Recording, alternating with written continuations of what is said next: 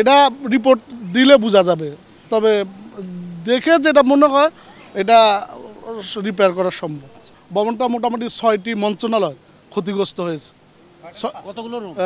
6টা মন্ত্রণালয়। কয়টা রুম? প্রতি ফ্লোরে মোটামুটি 40-50টা করে, কোনো ফ্লোরে 50টা, কোনো ফ্লোরে 45টা, মানে একেবারে তো সঠিক নয় যে কয়টা মানে রুম, তো মোটামুটি 40-50টা করে এভারেজে রুম আছে, ছোট বড় মিলে। 4টা ফ্লোর ক্ষতিগ্রস্ত হয়েছে, কোথাও একদম পরিপূর্ণ, কোথাও আংশিক মিলে ক্ষতিগ্রস্ত হয়েছে।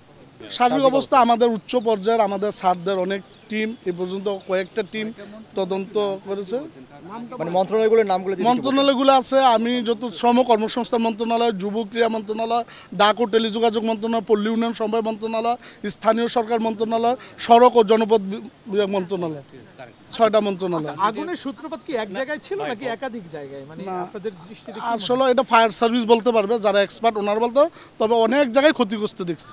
ভবনের মেরামত অবশ্যই যারা স্যার আছে তারা মতামত দিবে, যারা এক্সপার্ট টিম আমাদের ঊর্ধ্বতন কর্তৃপক্ষ কর্মকর্তা স্যার আছে, বড় বড় ইঞ্জিনিয়ার, তারা পরিদর্শন করতেছে, এখনও করতেছে, আজকেও করছে, গতকালও করে গেছে।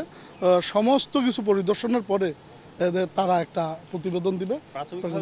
প্রাথমিকভাবে মেরামত করা যাবে মনে হয় আর কি। বাকিটা অগ্নিকাণ্ড কি মানে স্বাভাবিক কোনোভাবে হয়েছে নাকি কোনো নাশকতা আপনাদের কাছে? না, এটা তদন্ত করতেছে অনেক টিম, তদন্ত কমিটি বলতে পারবে যে কিভাবে হয়েছে। আমরা তো আর ক্যামেরায় ওয়াও, স্টাইল দেখাও, Xenon X21 পারলে ঠেকাও। এটা আমাদের গণপূর্তর যে বড় বড় ডিজাইনার আছে, বুয়েটের প্রফেসর স্যাররা আসছেন, ওনারা দেখে ওনারা সিদ্ধান্ত দিবেন আর কি। না, এখনো হ্যান্ড ওভার করে নাই, মানে আপনারা কি ভবনের দায়িত্ব নিয়েছেন? না, এখনো তো ওনার পুলিশের কাছে, এটা কর্তৃপক্ষ ডিসিশন দেবে। আগামী কয়দিন থাকবে পুলিশের হাতে? এটা ঊর্ধ্বতন কর্তৃপক্ষ বলতে পারবে। না, অনলাইনের ব্যবস্থা ঊর্ধ্বতন কর্তৃপক্ষ নেবে, তবে কিছু কিছু মিনিস্ট্রি বিকল্প, যেমন এফআইডি যেটা আর্থিক প্রতিষ্ঠান বিভাগ, ওই যে অর্থ ভবনের একটা ফ্লোর ফাঁকা করে তারা জরুরি কাজ সারতেছে। এলজিডি শুনছি নগর ভবনে ওনাদের নিজস্ব ভবনে কিছু কাজ জরুরি সারতেছে। এভাবে সবাই কিছু কিছু জরুরি কাজ সারতেছে। হয়তো অল্টারনেট একটা ব্যবস্থা তো হয়তো কোনো না কোনোভাবে হবেই। এটা আসলে সংস্থার পুরোপুরি যখন রিপোর্ট দিবে, অ্যাসেসমেন্ট করে যে কি কি ক্ষতিগ্রস্ত এবং কি ধরনের ক্ষতিগ্রস্ত হয়েছে, সেইগুলা দেখার পরে রিপোর্ট দিলে হয়তো আমরা ধারণা করতে পারবো যে এতদিনের ভিতরে এটা সম্ভব ঠিক করা। এটা রিপোর্ট দিলে বোঝা যাবে, তবে দেখে যেটা মনে হয় এটা রিপেয়ার করা সম্ভব।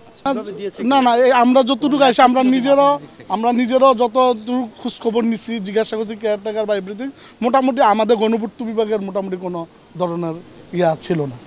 সবকিছু এই ঘটনার প্রেক্ষিতে কারোর কোনো সাময়িক বরখাস্ত বা কাউকে চাকরিচ্যুত এই ধরনের এখন পর্যন্ত শুনি নাই কিছু এরকম আমাদের বিভাগ থেকে। আমাদের বিভাগ তো এরকম, আমাদের গণপূর্ত তো এরকম কোনো সমস্যা আমরা পাই নাই বা দেখি না। গণপূর্ত কোনো অবহেলা বা গাফলতি তো আমাদের চোখে পড়ে না। গণপূর্ত সিনছে রাত্রে, অনেক রাত্রে, গভীর রাতে, বন্ধের দিন এখন আমাদের তো এখানে না। এটা অন্যান্য সংস্থার যদি ডিউটি থাকে তারা বলতে পারে আমাদের।